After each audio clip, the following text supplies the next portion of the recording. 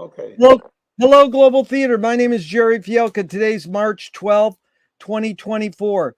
We want to thank Rob Grant and his amazing podcast. I'm probably wrong about everything. And a big shout out to his mother, Jodi Kennett, for her birthday today. She raised a great guy, Rob Grant. It's an honor and a pleasure to be here with Stanley Applebaum today. And I want to thank the New York Finnegan's Wake Reading Club and James Joyce for introducing us to each other. Stanley, where in the heck are you calling in from? Williamstown, Massachusetts. It's in the northwest corner of the state. How cool is that? The first question is, what is the best thing for a human being? The best thing for a human being is happiness and laughter. I agree. That's good. What's your favorite form of information, how it comes into you? I see. It used to be books, but my eyesight is not good enough for books. However, just in time to make up for my eyesight, along came ebooks and computers. So I was there at the beginning of computers. I was there when the first binary circuits were designed. So here I am at the end of my life, and computers have given me a chance to read, and I love reading. I don't think it's the end, Stanley. I've experienced some very youthful moments with you over Zoom, so I appreciate your liveliness. But let's go to reading for a second. Did you become a reader? One, because your parents told you to. Two, they did it as an example. Or three, on your own? Totally on my own. Nobody told me what to do. I had to go to the library on Stone Avenue. We lived on Grafton Street. So there was quite a lot of walking, about 12 blocks down Dumont Avenue to Stone Avenue, where there was a library. And I asked them at that time, I wanted to learn about electrical circuits, and the librarian didn't know what the hell I was talking about, so she gave me a book on construction. But Grafton and Dumont is in what city? In Brooklyn, New York. Brooklyn, that's what I thought. Grafton, I guess, was named after Samuel Grafton ran for president of the United States, never made it. But there was a Grafton in Ireland, so it was named after, I think, the Irish Grafton. Grafton Street in Dublin is a big street. Grafton Street, where I grew up, is a little street. All right. So why do you think humans collect or gather information? Information, let's go back a little bit about information. The human species is about 250,000 years, maybe 300,000 years old. And the oldest sign we have of what you call information or language is 70,000 years old. There's a statue with the head of a lion and the body of a human being, and that came from a story. But we have nothing older than that. So we can imagine that language that created that story, the head of a lion and the body of a human being, that story came from 100,000 years ago. But for 150,000 years, we human beings had no information. We just had grunts the way the other species had. That way, this way. Suddenly, 100,000 years ago, we started to talk to each other. And that's where the information came from. But it's not natural. Yeah. Is this need or want? You kind of implied this, but is this need or want to collect or gather information more innate or more invented? I don't know if it's innate. It's more invented. It's some kind of a screwy thing that happened to human beings that allowed them to collect words and remember what they mean. That was a tremendous step, but it's not natural to the rest of the species. All these thousands of species that exist in the world, some of them don't make any noise, but those who make a noise can just about make a noise. But we converted that noise into information. Yeah. Do And what thoughts create emotions? I don't think so. I think the emotions are there. We have emotions. We have fear. We have sexual desires. We have hunger. We have all kinds of neurotic things that happen to us that cause us to act, just like the other animals have. And based on those reactions and those animal reactions to reality is our emotions. And we've learned to harness our words in the service of those emotions. But they're not due to the words. They're there because we are animals. Yeah. Dude, I want to thank you because I've been wanting to do this for the minute I met you on that Zoom. I says, I want to interview this guy, and you are so cool. You're my hero. Okay, the next, Stanley, I'm serious. The next one is fill in the blank. I don't know what I think until I don't know what I think until I start talking. And I don't mean actual words.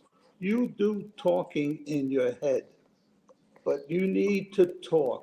You need to speak it out in your head, and then you'll know what you think. And even then, you're not too sure what you think. That's the McLuhan says, I don't know what I think until I say it. Joan Didion said, I don't know what I think until I write it. Right, Can right. can humans think without language? Yeah. Yes, they definitely can. You have instinctive reactions, um, and you might even hear something, and it starts you off. You hear a certain word. You know, I'm old enough to remember reading a book where the word damn was spelled out with a D and dashes because it was so forbidden that you couldn't write the word damn.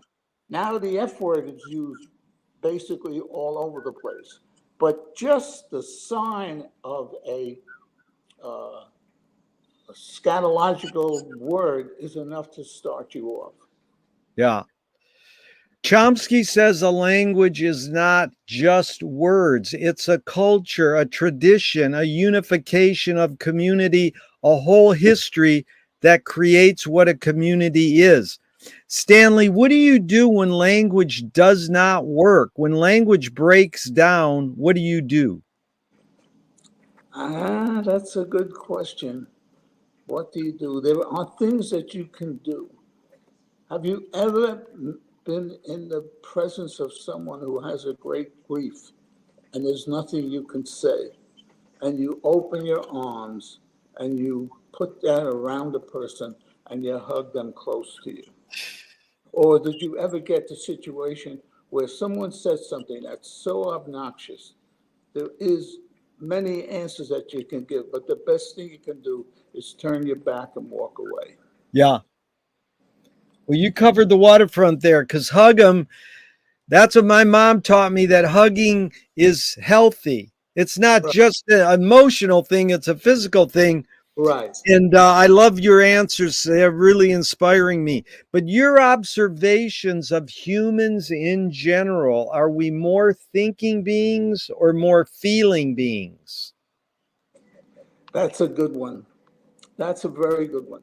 I my After 93 years and being a person who has, let's say, clung to the laws of physics and the laws of nature, what I see among human beings that we are more feeling and more emotional than logical.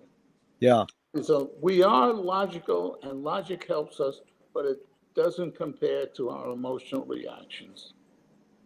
And I know it even of myself. Yeah. Stanley, because you brought up you're 93 years young, how, how do you explain your longevity? Is it more DNA or more lifestyle choice? I know it's both, but do you lean a little towards either one?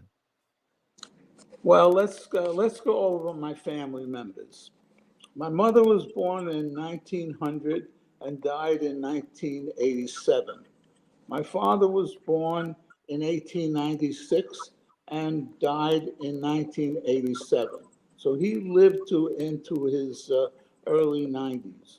My other brother was born in 1920 and died in 2014. So he lived to be 96.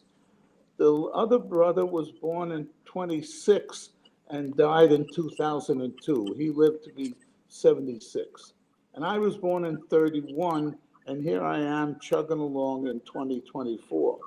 So it looks like the Applebaum combination, mother and father, had a DNA that Yeah. didn't succumb too quickly. Although her brother, my mother's brother, and I bear his name. I have Stanley Julius Applebaum. Julius was her brother. He died in the 1918 flu epidemic. Wow. But do you feel that you did follow some sort of lifestyle choice, like you've eaten healthy or exercised, or you not really, or what? Not really, not really. I was overweight most of my life. Although the last couple of decades I've been trying to keep down and overcome the overweight.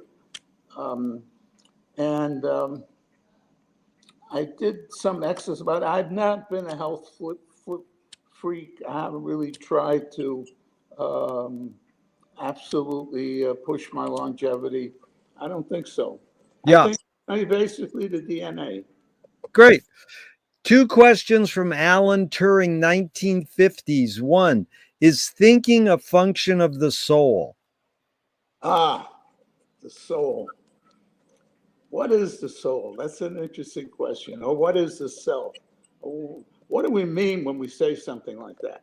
Yeah. What do we mean when we say the self? That's been of great interest to me in the last several years, this idea of the self.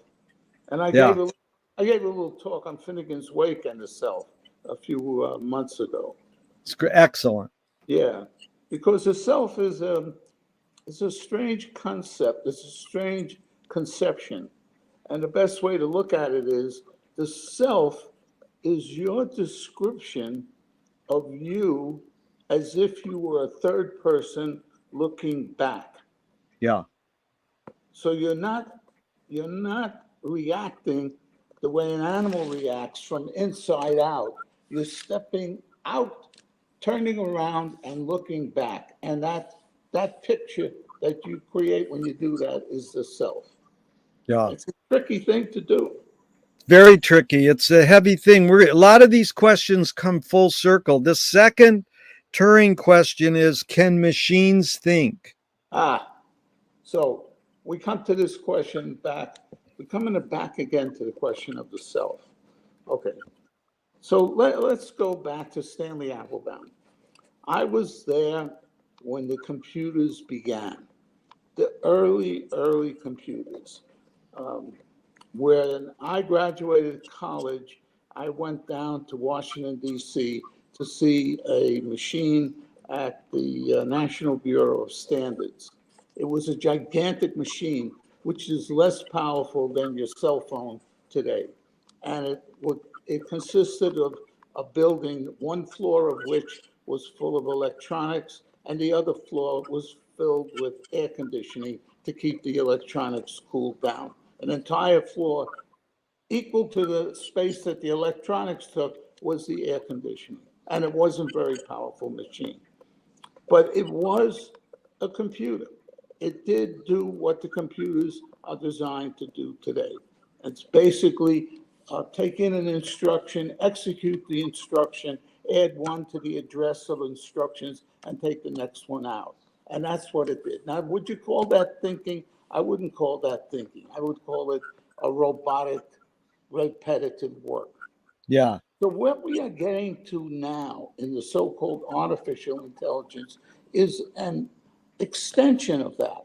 Yeah. It isn't what I talked about a few minutes ago. It isn't constructing a picture of yourself from the outside. And that's when the machine can do that, we're going to have big problems. That's the problem. We don't want the fucking machine to ever do that. Do you more pursue meaning or more pursue happiness? Happiness. I like happiness. Meaning is too slippery. Meaning slip away from you. Okay, Stanley, does the brain more detect consciousness or create it? Like, is consciousness there bubbling away and we're more so detecting it or more so creating it? Well, the conscious, when you say detecting it, what you mean, are we conscious of consciousness? Yeah. Are we conscious of consciousness? So we are not, or self-conscious. Are we self-conscious? So a person who is very self-conscious is very inhibited.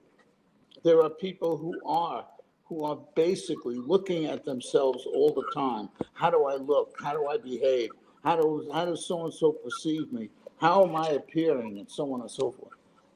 I try never to do that.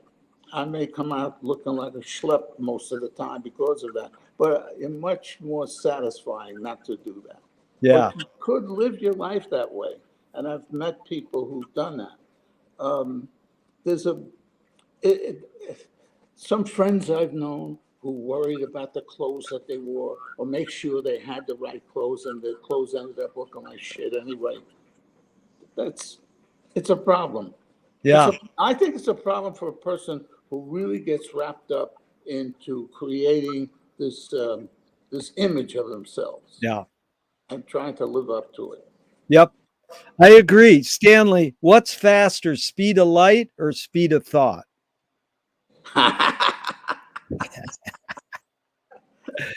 The speed, okay, the speed of thought, the speed of light.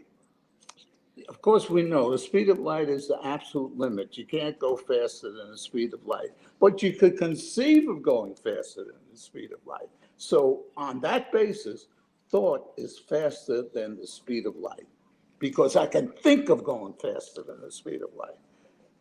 Well, The speed of light coming can't think of that. yeah, coming from an engineer, you're right, because there's no right or wrong answers to any of these questions, but that one you got right. There's a poet, Audre Lorde, she said, you can't dismantle the master's house using the master's tools. Yvonne Rayner, her associate, said, you can if you expose the tools. What new tool do you suggest? What new tools? I don't know. That's an interesting question about tools. When I started out my career, to me, to me, what was magical, and this would be somebody who was born in 1931.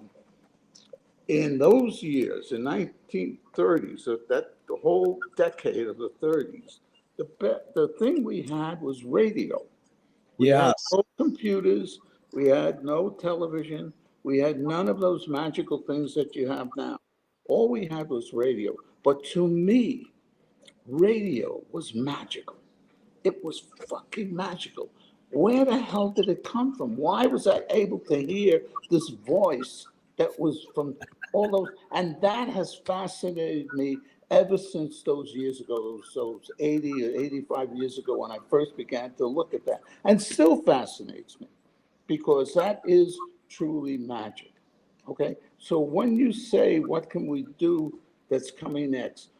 To my mind, the next thing, if I was a young person today, if I could turn the clock back and be a young child, I would be mostly interested in bioengineering, Yes. in getting into life itself and managing that and engineering that. I think that's a great area. That is brilliant. And by the way, I am a major radio guy still, but I love your answer, bioengineering. The follow up is, what new toy do you suggest? Well, I I don't know now. As far as toys go, I'm not that interested in new toys and new games. I love, there's a game that I play. It's called Go, Go. It's Yeah. a very ancient game. It's older than chess. Yeah. Yet it speaks to me like no other game has ever done, even more than chess does. And I love it. And it may be because I'm sure a computer, and I play against a computer, and the computer beats me. Wow. And you still played Go. That's great. I can play again. I do play against it, trying to get better and better. But it is something that a computer can do better than I can. But you It's probably, that's probably why you live long, because you're exercising your brain with all these good things like Go and. Oh, definitely, definitely want to. I definitely want to use my curiosity. Yeah. Not the curiosity. What do you worry about when you go to bed at night? Uh, Lately, I have to tell you this, and I know it's probably boring and so on. Okay, I came as a young person in the 1930s. In 1941, I was 10 years old. That would be December 7th, 1941. I had been, my 10th birthday was 2 months earlier on October 2nd, 1931. I was 10 years old. 2 months later, the Japanese bombed Pearl Harbor, and the war began. And the war, there was this villain in the war, Adolf Hitler. And that was my adolescence. When I was 10 years old and the war came to an end in 1945, I was 14 years old. And that's a very formative time of your life. And Adolf Hitler was the major enemy of the time. Yeah. What's emerging now is a copy of Adolf Hitler. Yeah. Donald Trump is many ways, I don't want to go into it too much, but there's a lot of parallels between him and Hitler. Yeah. And the German people picked Hitler. No, not only was Hitler convicted, he was convicted of a crime and he served time in prison. Although the prison was actually a castle, it was officially a prison, 9 months in prison, and yet they picked him. So what is bothering me is that our American people, our democratic American people, are on the cusp of picking another Hitler. Yeah. Can't believe it. Yeah. It worries Stanley, it's really big worry for me too. Okay, to just go back to get it clear, your birthday's October 7th? second. 2nd, 1931. Okay, so now McLuhan learned from a poet that artists are the antenna of the race. They're Okay. they're broadcasting and detecting the hidden psychic effects of our inventions, so we might learn how to cope with what we don't like about our inventions. So, Stanley, I asked you the question Marshall probed his whole career. Why do we ignore the hidden psychic effects of our inventions, even though the artists are broadcasting them to us? It's so hard to interpret that. It's very hard for us to understand what the artists. We do understand it on a non-verbal or non-linguistic manner. We can feel it. When we see it, we can react to it. What I'm very interested in this idea. There's a class being offered up here about modernism. Yeah. The word modernism. What the hell is that? Modernism is a movement that started in the 20s. But what about everybody else? All those years before that, didn't people think about modernism? Yeah. What was life like before the 20th century? Yeah. And what I think the answer is that people thought of life as eternal. They didn't think of it as progressive. They didn't see it, although there are theories, there are philosophers who saw, let's call it stages.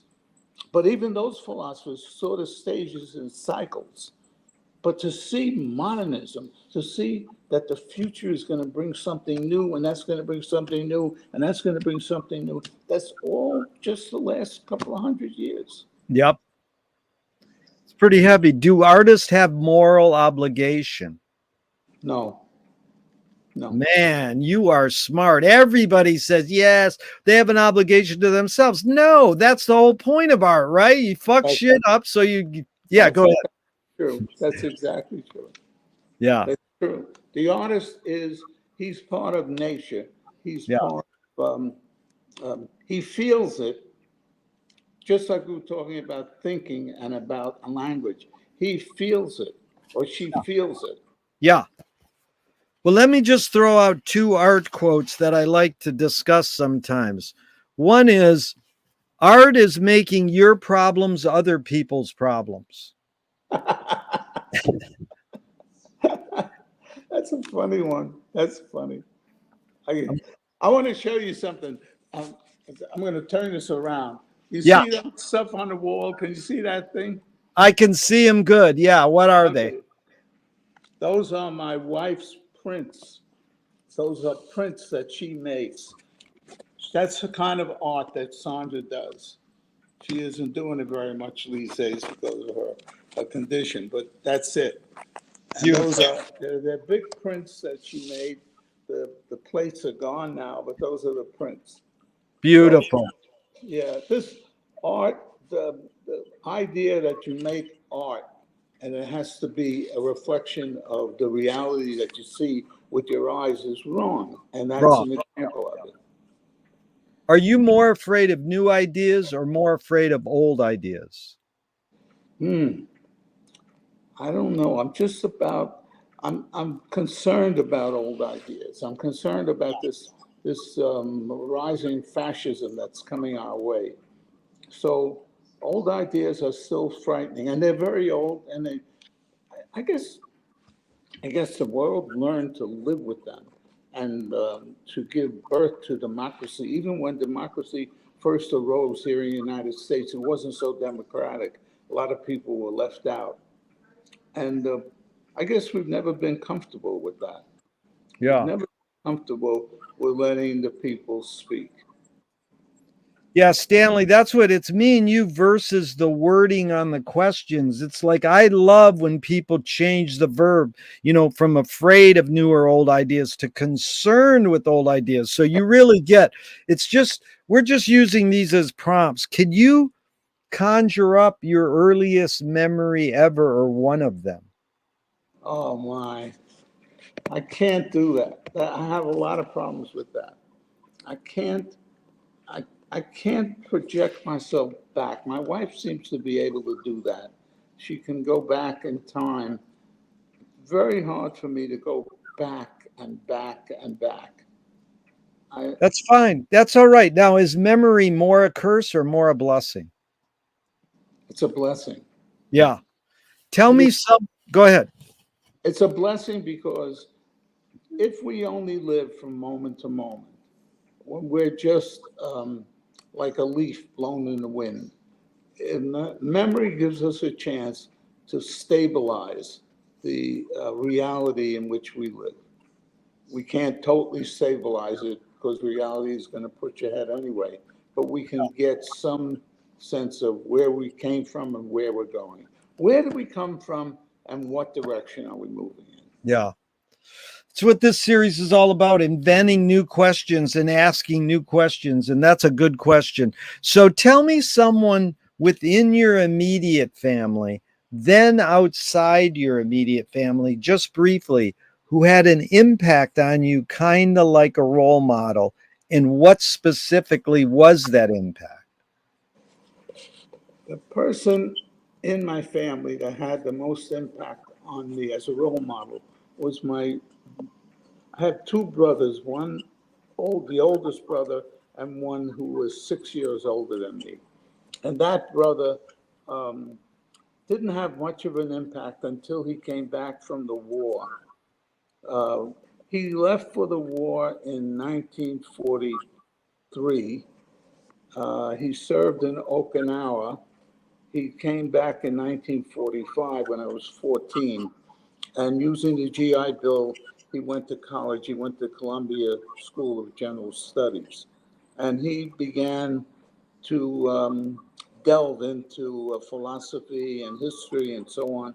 And I was 14, a very impressionable age. and he would share his thoughts with me. We drifted apart as time went on, but during that period, he had a profound impact on me and turned me into a student of history, and he was a stimulus to my curiosity. See, Beautiful. people like me would normally be motivated and focused on technology Yeah. and physics. But this person, my brother, um, it broadened that focus into Wow. literature and history and society in general. So articulate and concise. Thank you, Stanley. Now, same question outside your immediate family. Well, outside the immediate family, it would be the, it's so many people along the way in my see what happened was in that period of time I was also my brother was the interest in jazz, and along the way there was a fellow in the neighborhood.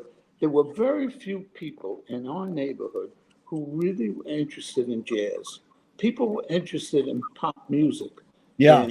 in Benny Goodman and in Tommy Dorsey, but and to be interested in Lester Young or in Charlie Parker or in great jazz musicians, they weren't not that interested, even in Billie Holiday.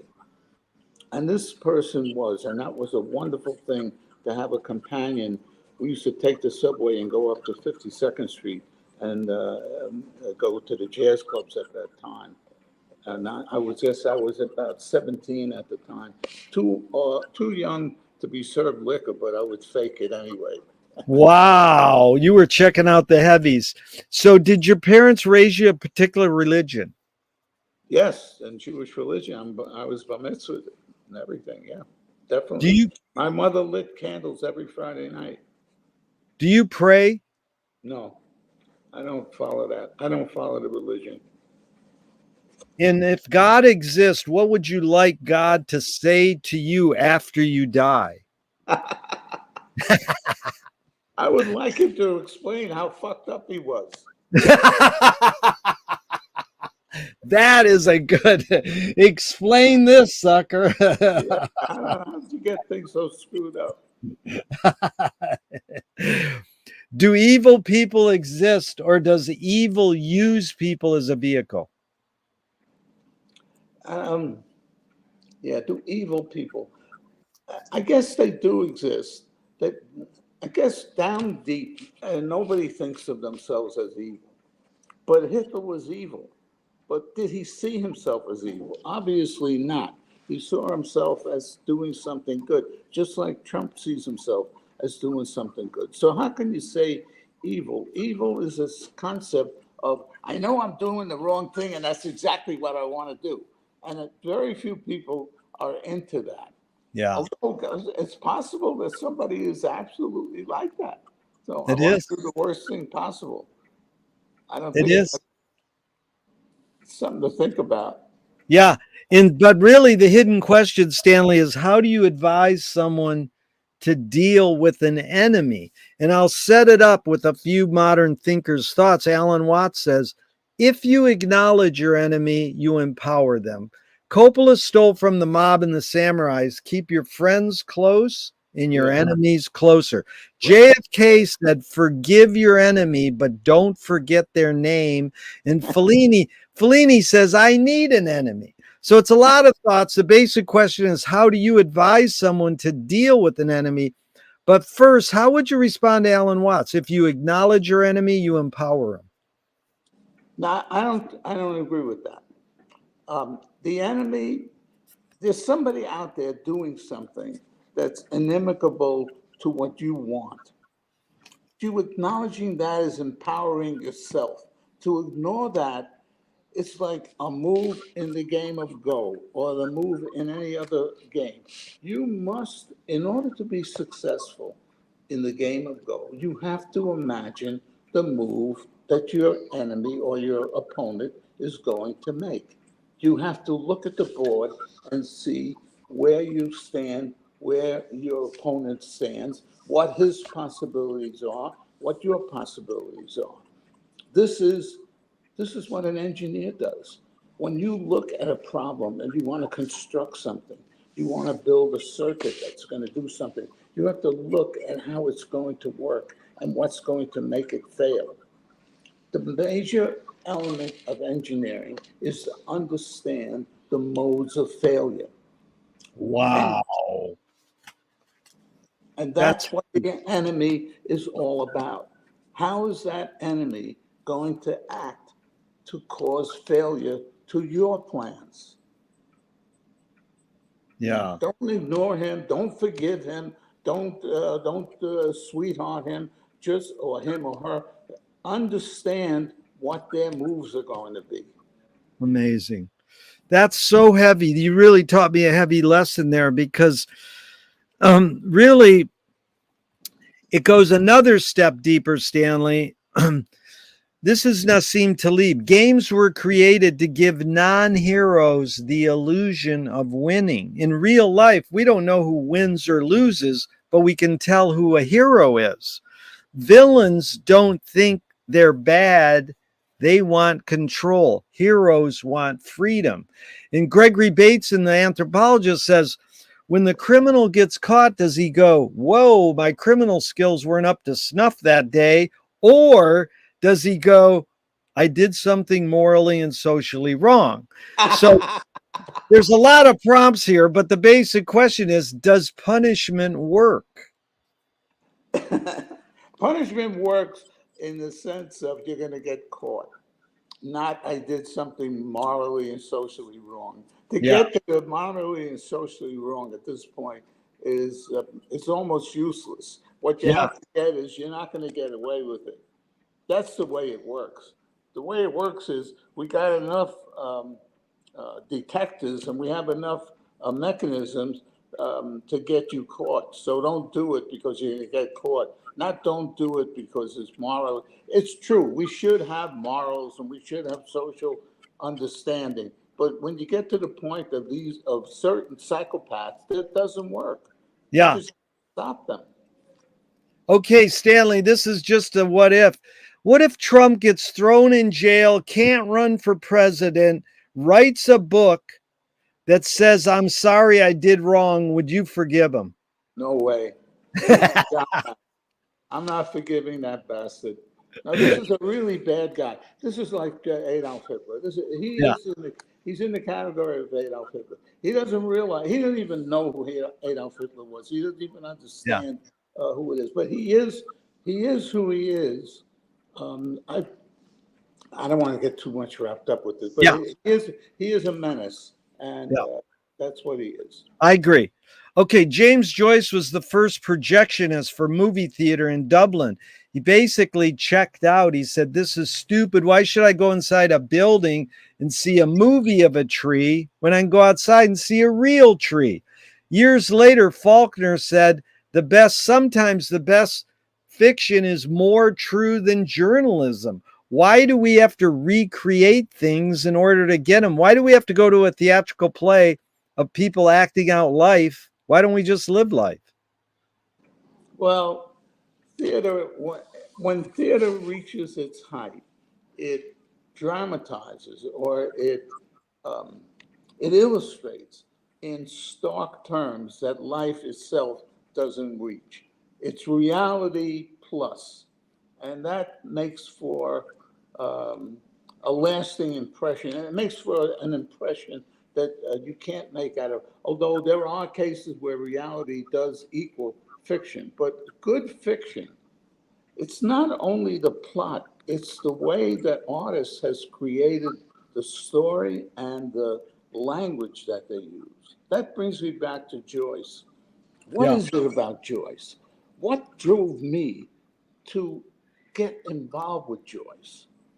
And I read Finnegan's Wake before I read anything else that Joyce wrote. The only thing. What age are you? What age are you starting with Finnegan's Wake? How old were you? Let's see. Finnegan's Wake that would go back to the beginning of the New York, even before that. I don't remember why I can't remember why I picked it up. I must have been about 40 years old, which puts me in around 1970. So And you're here not, we it's not in a class assignment. It's casual Stanley looking for a book to read. or something like that, right. Yeah. Now, what happened was this.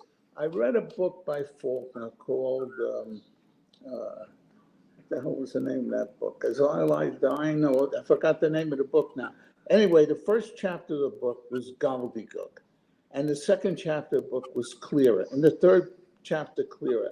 And then I realized the first chapter was a character who was schizophrenic, and the later characters were other people in the plot. And the whole thing made sense. So when I came to the end of the book, it made sense. So when I started reading Finnegan's Wake, I expected the same dynamic. And I expected of the 700, almost 700 pages of Finnegan's Wake for this curtain to lift. And the curtain never lifted. And it still hasn't lifted? No, it's still, but what has lifted is this. What I have found in Finnegan's Wake, first of all, why did I keep going through 700 pages? It wasn't only that the curtain would lift, but Joyce is a musician. He's not just an author. He's also a musician. And his words are musical. He is a musical person. And myself being, I'm not a musician, but I'm a lover of jazz, these words in Finnegan's Wake are like music. They're like rhythm. They begin to reach you the way a saxophone solo reaches you. And you read them and you kind of riff along with the rhythm of it. Yeah. And with the beat of it. And That's that kept me going through the whole damn thing. yeah. And One quick thing, John Hendricks, the great jazz singer, Lambert's Hendricks and Ross, he said Charlie Parker was the highest form of talking ever invented. He put it in talking. Isn't that amazing? But let's go. Now you start at age 40. What are you reading it out loud to yourself or with a group of people? When did it become out loud with a group of people? Well, age 40 you start, then when did that happen? I can't remember just when I came across or how I came across the New York Finnegan's Wake group that were met on 47th Street in the old 47th Street bookstore. I don't remember. I used to walk down that street. I worked in that neighborhood, and I don't know how I came to know about them. But Was that Murray? Was that Murray? Murray, yes. Yeah. So you were going to Murray's class 20 years ago or 40 years ago? 40 years ago, more than wow. So 40 years I was ago. there. Most of the people who were there are gone, except for Roberta. She's the only one. Margreta, not Roberta. Margreta. Yeah.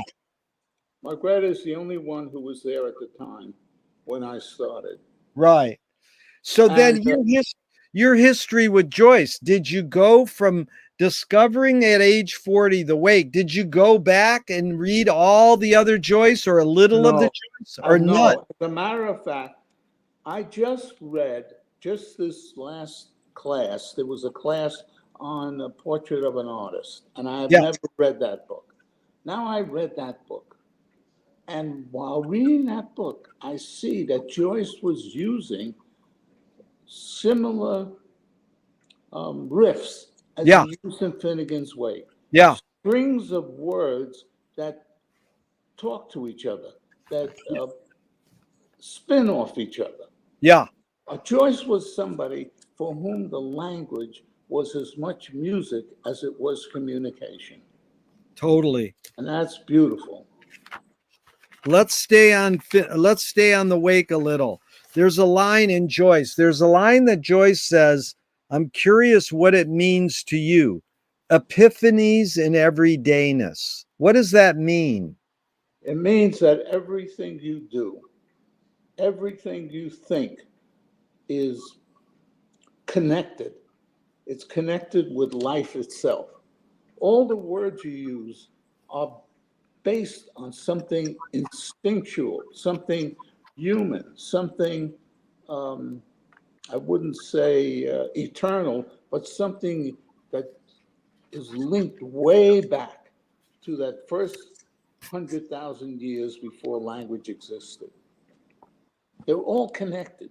Those sounds that you make, they sound arbitrary and they sound like they're abstract, but they are in ways that we no longer can find, but connected through a network back to the original animal.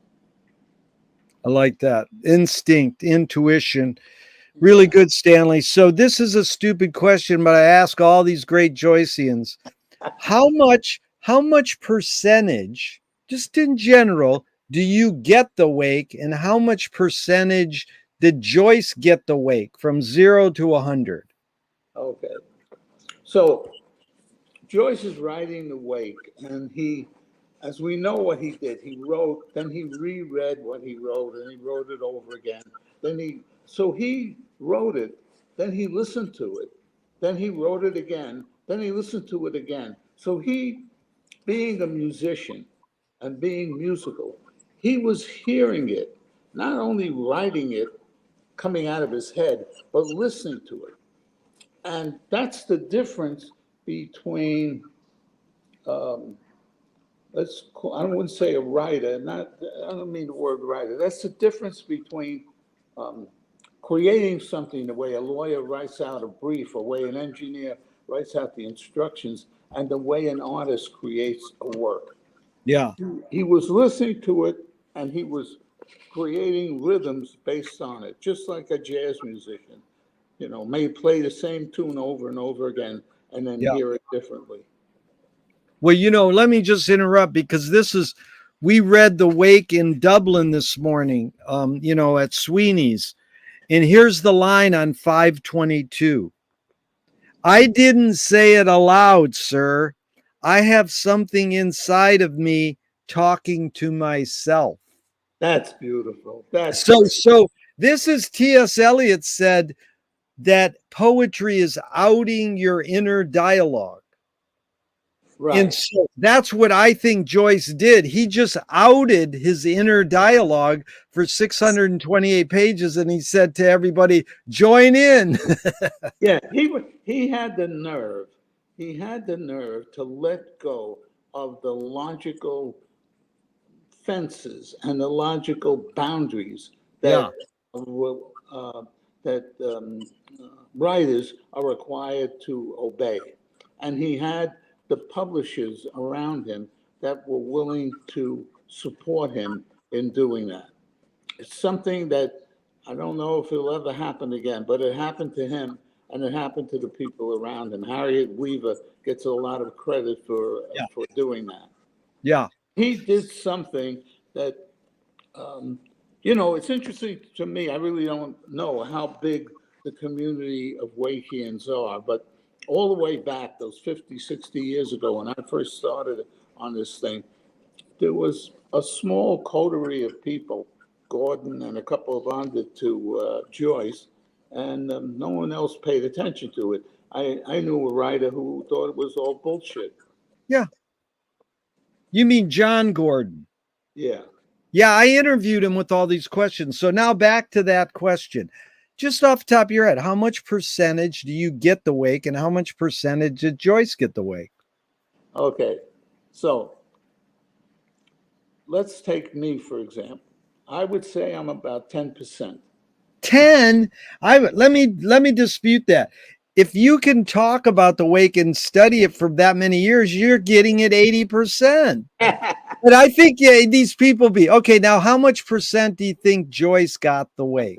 Joyce got about 25%. Oh my God, that is brilliant. Right, because what Joyce was doing, he was responding to what Yes. he felt. He was like you can't ask. You could ask Charlie Parker, what does that mean? What does that riff mean? Charlie, he can't tell you what it meant. It was Yeah. just good, man. That's just the way it worked. That one note led to the next note. Oh, that is so beautiful. Okay, now Stanley, you spurred this divert question. T.S. Eliot said poetry is outing your inner dialogue. What language is your inner dialogue in? Right. So, what am I anyway? I've got some languages besides English. I've got Brooklyn English, which has got its own word. I've got Yiddish, which is another a language that I don't know, but it's there inside of me. And I have the dialects that we have, and I have all the groans and moans that come out of my family. My mother saying "oy vey," and my father coughing and growling. So what do we grow up with? We grow up with all these noises inside of ourselves. Some of it is language and some of it is feeling. Yeah, that's good. Okay, so this is the next Joyce related question. This is portrait, line from portrait. Because I know I've never really delved into anything but the wake and sort of reading Ulysses in a group, and I want to get into portrait. Here's the line. I will try to express myself in some mode of life or art as freely as I can and as wholly as I can, using for my defense the only arms I allow myself to use: silence, exile, and cunning. What's your take? What does he mean by silence, exile, and cunning? Silence. What does he mean by silence? He means listening, not talking. Yeah. Exile. What does he mean by exile? He means by separating. He exile. You separate yourself. You step out of yourself and take a leap away. Yeah. And cunning is coming back and putting them together. Wow. Put them back together. That's Humpty Dumpty. Put them back together. Right. That's true. Oh, that is good. Humpty Dumpty. Speaking of Humpty Dumpty. So somewhere along the way in Murray's Finnegan's Wake group, we did a skit, and the group of us who acted in the Finnegan's Wake skit appeared on the cover of the James Joyce Quarterly. It's a group of us. Yes. And one of those characters is Humpty Dumpty. And that character is me. Oh, that's great. In the issue. In the issue in which the Finnegan's Wake group appear on the cover of the James Joyce Quarterly, the Humpty Dumpty character is me. Oh, that is perfect. So there's another thing on that quote, Stanley. Using for my defense the only arms I allow myself to use. So this is what McLuhan learned from studying Finnegan's Wake, is a word you said earlier, bioengineering. He said that humans invent things to extend our humanness. He called it human sensorium. So knife and fork extends our teeth. The shutter in a camera extends our eyelid. And maybe even philosophy or religion, non-tangible, extends consciousness. What does the writing utensil extend for you? Because as a tool in your career, you use the writing utensil. You wrote a paper to present to the group. You use a writing utensil, whether it's a keyboard or a pen. What does the writing utensil extend? What humanness? It takes you out of your animal self and puts you into a time machine.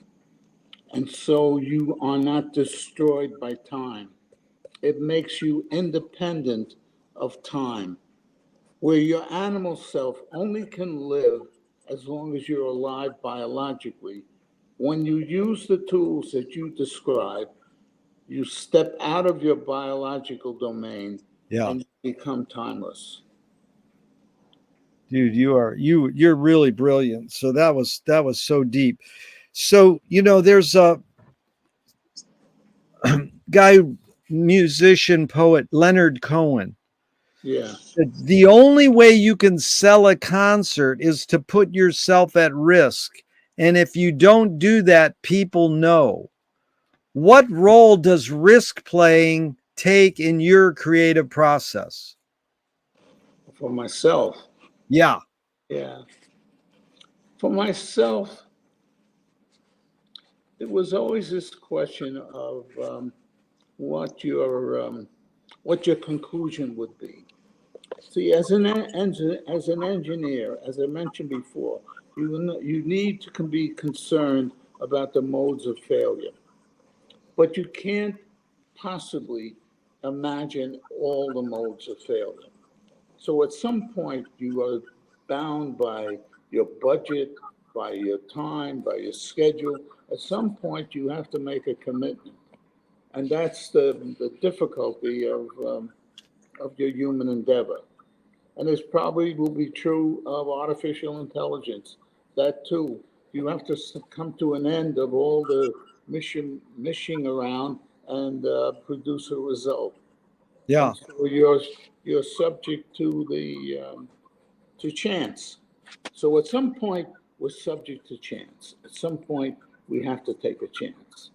Yeah. And you That's live good. with that. You got to live with that. That's life. Yeah. But that takes courage. But here's the thing. What was the tipping point for you to pursue engineering? You know, your brother comes back from the war, he's turning you on to philosophy. There's Yeah. something you're studying in high school and college. Where did you go? That's my calling. I'll tell you what.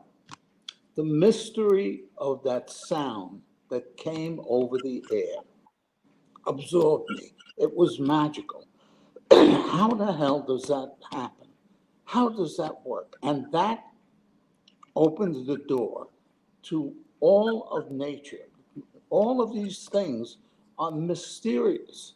These are things that the animals never think about. They never Yeah. worry about it. But we human beings, because of language and because of our ability to ask questions and pose them, they're endlessly fascinating. And that's what drove me. I needed to know how these things work. It's Yeah. interesting. One brother is a musician. His his he plays the trumpet. He played. He's gone now. He played the trumpet. A Jewish man played the trumpet in the Latin American culture.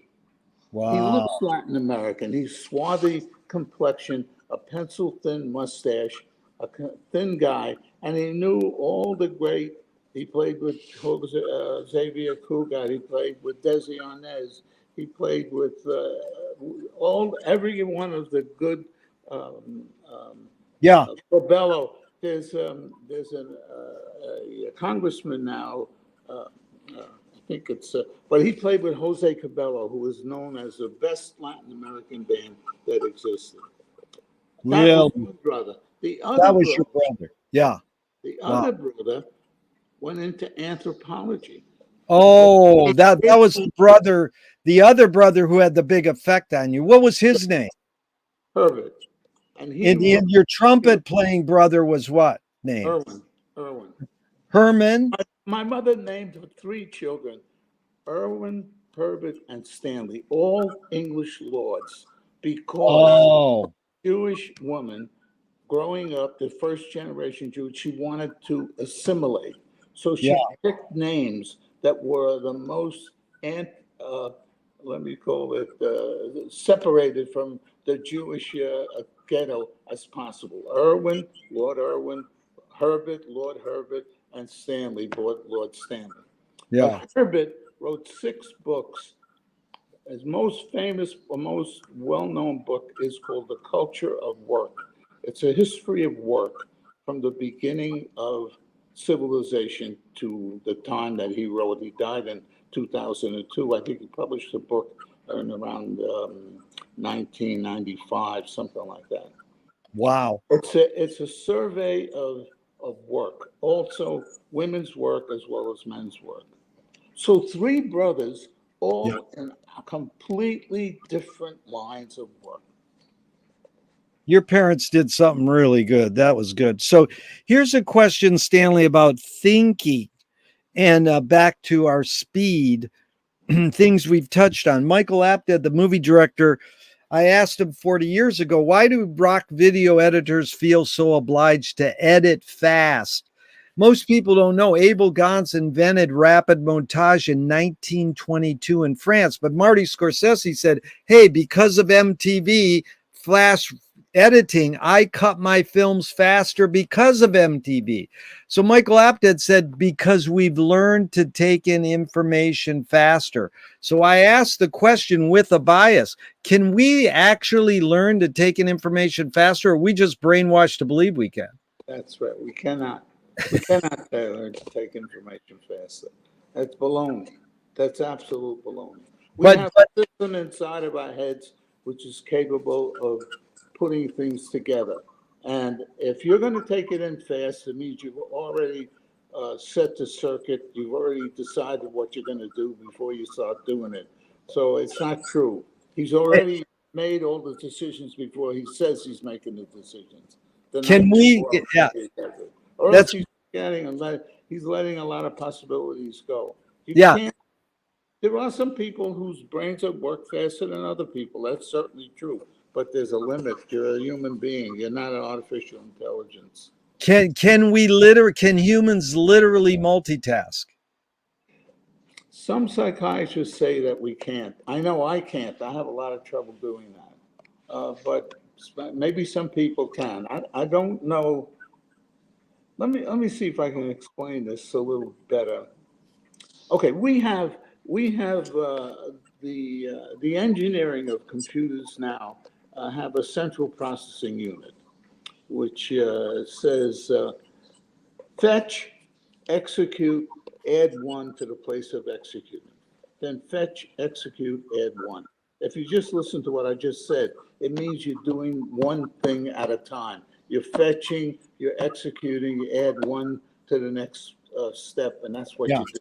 So multitasking it's possible to do that because you stop and you start another fetch, execute, add one in another location. But in fact, every cycle that you spend in the computer is a fetch, execute, add one, unless you have multiple computers. But we human beings have one computer, and our computer doesn't even work that way. And we're not too sure how the hell it works.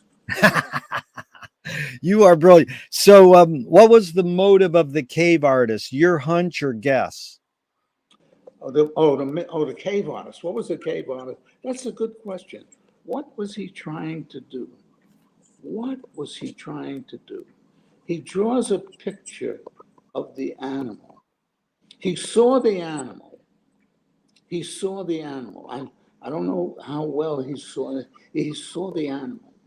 Now he's going to reproduce what he saw. What does he think? He thinks he's got power. He's got that image on the wall. So he's captured the image of the animal. He wants to actually capture the animal. So the image is the animal. He's making a jump. He's making a jump. Now, I don't think, you could look this up, I don't think that those images existed before language. I think the 70,000-year-old idol, the lion with the human body, came before those images. So I think the guy or gal who drew those pictures on the wall had language. We could look it up. And if he had language, he had a concept of somehow action or power. And that's what he was doing. Beautiful. Amazing. What's more fundamental, language or music? Music. Yeah. Music. Stanley, what's more? Go ahead. I was going to say that music comes out of nature, comes out of sounds of nature. What's more fundamental? Excuse me. What's more important, conviction or compromise? More important. It's an interesting idea. What is more? Well, conviction is necessary. Conviction is necessary for action. Compromise is necessary to sustain action. But to act itself, you need conviction. It's good. You've accomplished a lot in your life. How do you rate these three elements, luck, skill, and ambition? What played the biggest role, second and third? I don't think luck plays that much of a role. I think skill is the necessary element. Ambition is a secondary element. And luck will come and go because there'll be unluck and there won't be luck. It'll come and go. It's not as important. It's great to grab onto it, but it's not what really makes it happen. But conviction is it. Yeah, very good. Two of my film heroes have a mantra: ignore yourself. Jonas Mekas, right there in New York. There is no self-expression. And Cecil Taylor, the great jazz pianist, said, I'm just a vehicle and this stuff just comes through me. Is art making more self-expression or more your vehicle for whatever cultures, technologies, and environments are dominant? I think this concept of this idea, the economy, I reject the dichotomy of your question. Yeah. This idea of self, your self is it. That's the one that you created. It's your picture of yourself. It may not even be a correct picture of yourself, but it's what you think yourself is. But Yeah. yourself is yourself, and it is the product of your culture. It is the product of your past, and it is the product of your DNA. So you are who you are. It's a matter of accepting yourself. But it's not subject to as much engineering as you think it is. That's I think it is. the great Joyce line. You resonate with that or evoke that great Joyce line in the wake. Love thy label as thyself. What a line. That's I like love great. That's Okay, great. so but the follow-up, Stanley, to that question about vehicle is, can art making be egoless? Nah. Yeah, I don't know. I don't think so. What do we mean by the ego? It means by a feeling of autonomy. The ego, we think of the ego as being, oh, he's an egoist. He's only thinking of himself. But yourself is, particularly in art, yourself is what your engine is all about, and you have to express it. So you have to have confidence in yourself and not think of it in a negative way. Having ego, or let's call it submitting yourself to the art that you create. It's good. McLuhan and Krishnamurti both say violence is the human search for identity. Any comment? Wow, I don't see that. I don't see that. I don't know what he means by violence. No, I don't see that at all. I see creation. I see construction.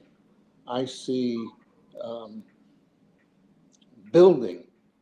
Yeah. Violence doesn't sound like the right concept for. I disagree with that. Okay. Is perception reality? Ah, no. Perception is a result of reality. Our progress, our technological progress, is our efforts to take our perceptions and expose the underlying reality that created those perceptions. But we're still struggling with unearthing that underlying reality. So perception is our entrance to reality, but our ability to decode and decipher and predict reality is our technological progress. Yeah, I like Lily Tomlin said reality's just a collective hunch. You got a good No, that's not the way engineers think about the world. right. It's not a collective hunch.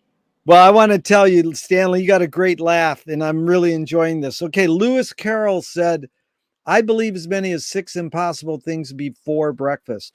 Have you believed in any impossible things lately? Lately, did you say lately? Was that the Yeah, last one? yeah.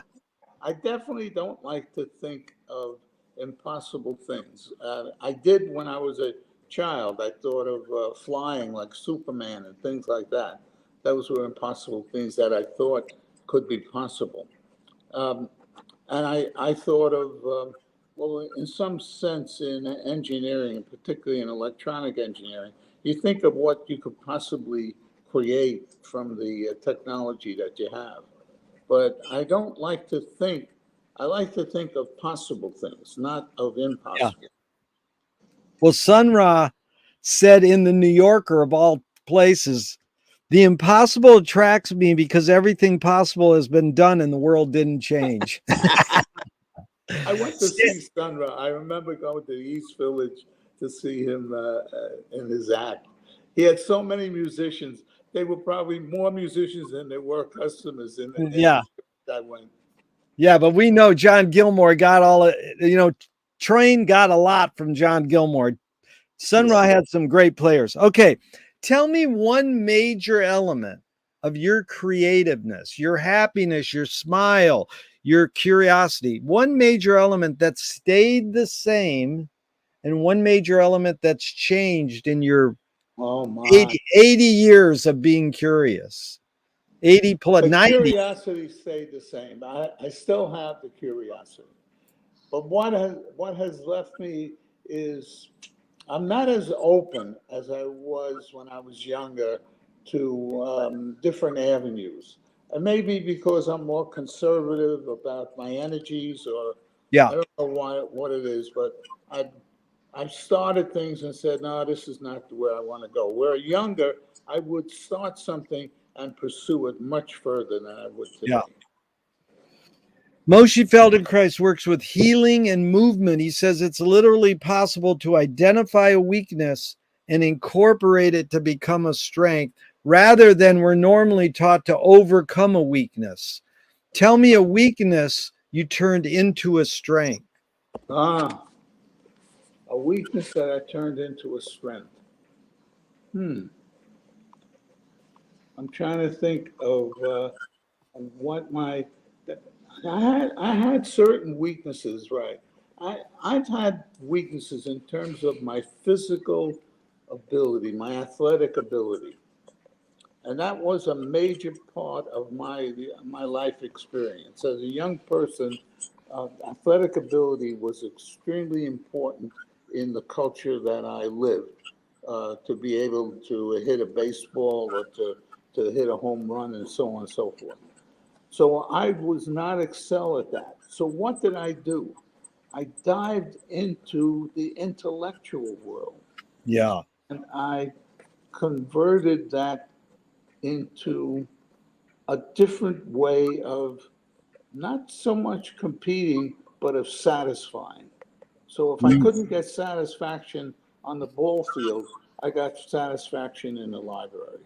You are smart, man. Okay, what's the most significant difference between men and women, physical aside?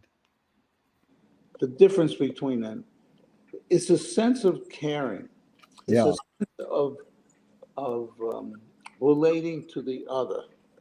Um, Men can do this. Certainly, many men can do this very well, but more women are capable of understanding or relating to the position and issue that the other. It's an ability to look at what the other person is contemplating or feeling, It's and women important. can do it better. And it may have to do with their maternity. I think Yeah, it has to do with maternity. that's it, giving birth. So, Stanley, there's a line that goes, "You create what you resist." The comic Bob Goldthwait morphed it into, "You are what you hate." In fact, James Joyce said, "It's a curious thing how your mind is super saturated with the religion in which you say you disbelieve." Louis Buñuel nailed it. He said, "Thank God I'm an atheist." I've so heard that before. I love that. Yeah. so It is. so any comment on this line? Not you, but one creates what one resists. You create what you resist. Any thoughts on that line? Well, the thing about what thinking is, the whole idea of thinking is the way of conjuring up the world around you. You're limited. You, as a individual human being, are limited, and there's all kinds of knowledge about the world, and there's all kinds of thoughts about the world around you. And how do you deal with all that stuff? Some of it is threatening.